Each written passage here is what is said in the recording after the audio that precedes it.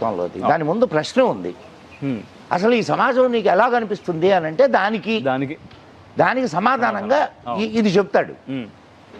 మరి అటువంటప్పుడు అంటే ఈ సమాజం అనేటటువంటి విరాట్ స్వరూపుడు, ముఖం బ్రాహ్మణుడిలాగా, భుజాలు క్షత్రియుడిలాగా, ఊరువులు వైశ్యుడిలాగా, పాదాలు శూద్రుల్లాగా.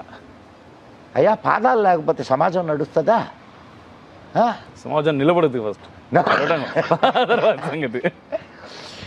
So everybody has equal right. మనకు రాజ్యాంగంలో ఉన్నది కదా, మన హక్కుల గురించి మాత్రం మాట్లాడుతాం, మనకుండే బాధ్యతల గురించి మాట్లాడు. అట్లా ఇక్కడ ఈ 4 వర్ణాలకు కూడా పర్టికులర్ బాధ్యతలు ఉన్నాయి, హక్కులు